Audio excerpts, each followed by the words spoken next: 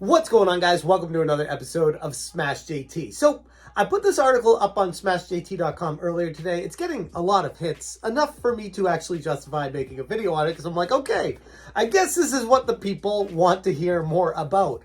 Apparently, a store robbed a customer. At least that's what people on Twitter would lead you to believe, is they took full advantage of him, almost like he didn't know what his retro games were worth, and they fleeced him and screwed him out of so much money. But did they really? No. This is Quincy. He did a trade with us today. He traded in all of this, and he traded up for the new Zelda Switch. We gave him a $700 payout. Are you happy, Quincy? Yes, I am. So our guy Quincy goes into this game store and tries to bring in a few different things. We got GoldenEye boxed, Mario Kart 64 boxed, Japanese Orange Pikachu N64 boxed, NES console boxed, complete, or at least from the looks of it, you could assume that it's complete. Who knows the status of the internals or anything like that? But just on face value, this store offered him about $700. And people online are losing their mind. There's people saying that this should be worth more. The store took full advantage of this guy, that he should not have been happy about it. But did they really? When I went to price charting, I added everything up, and it came to roughly $1,125 or so dollars for everything, based off of sold listings on eBay and price charting and all that together.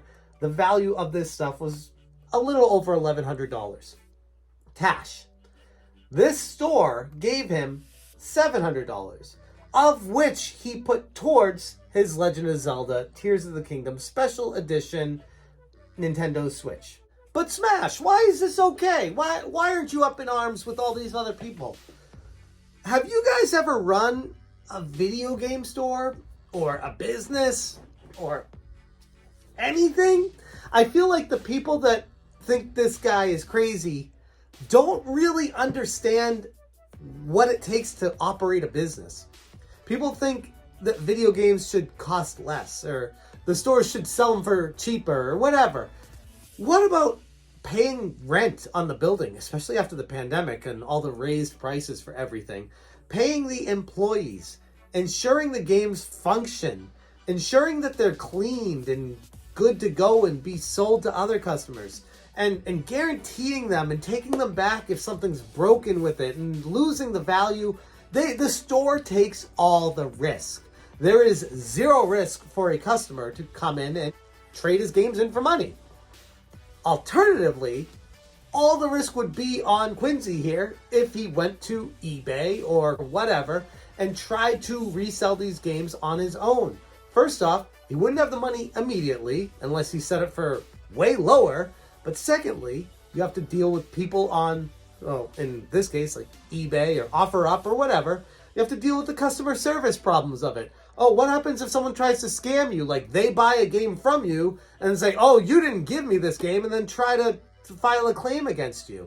What if there's an issue with the shipping, or UPS damages it? That's on you. Everything is on you. Sure, you could say eBay has their laws and stuff protecting, but still, that's a lot of stuff that you have to take on your own to make sure that you get the full value of these games. Whereas someone might just want the new Switch, and they might have these games they're not playing.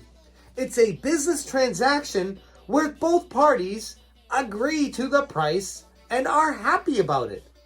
Why are other people so angry about spending other people's money on the internet? Always fascinates me. Here's a follow-up tweet from the guy who originally tweeted it, being like, dude, trying to prove his point. $848 for the Nintendo 64 Pikachu edition. But it's not a sold listing. That's a list price listing. That doesn't mean that's what the seller is getting. That just means that's what they put it for sale for. when you actually go into it, Vito, look at the sold listings. The same exact system sold $300 plus $16 shipping. So for $316, you can get the boxed N64 Pikachu. Not $800 plus dollars like this guy is trying to claim here, but it's actually about $300. So here's the thing too. People that don't know the value of video games automatically assume the worst, that the list price is like this insane amount of money and that's what the value of it is. And oftentimes they're the ones that have never sold the item themselves, so they just assume that everything is super expensive. Now obviously games are expensive, don't get me wrong, but they're not to the point of what people try to make it sound like they are. This is trying to prove the point of, oh my god, look at how much this guy got fleeced, when in reality he didn't really. It was what? He got $700 instead of $1,150. So we'll say $450 difference to get the cash money right away and be able to pick up the Switch. That's a business transaction. That's nothing more than that. This is how uninformed people are on the internet, just throwing their opinions out there. I almost feel bad, but why did you not even check the prices before even making a trade like this?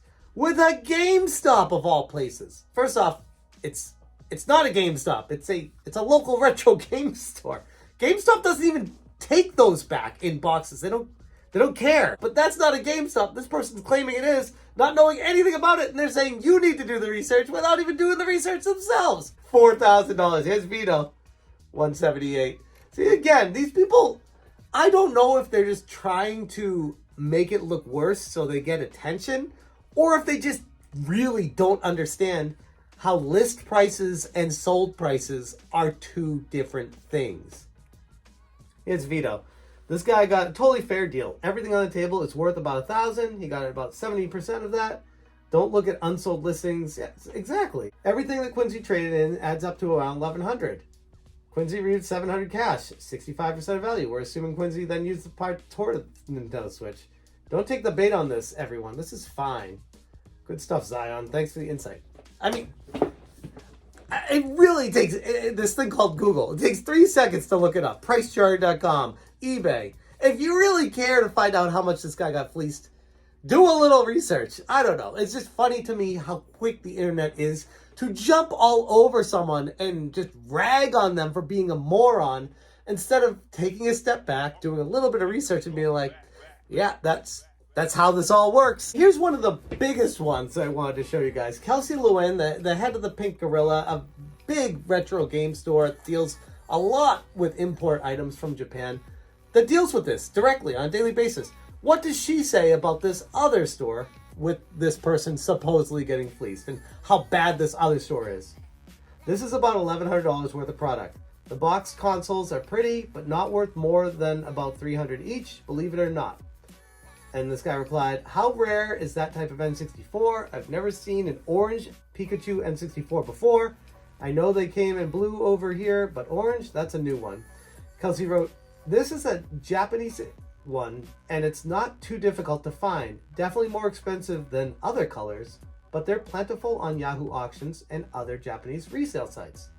Yeah, I got a chance to look. Something we cannot really tell about these is the condition inside. The boxes look shiny, so I imagine they might be complete in box sets. However, we really don't know for sure. Exactly.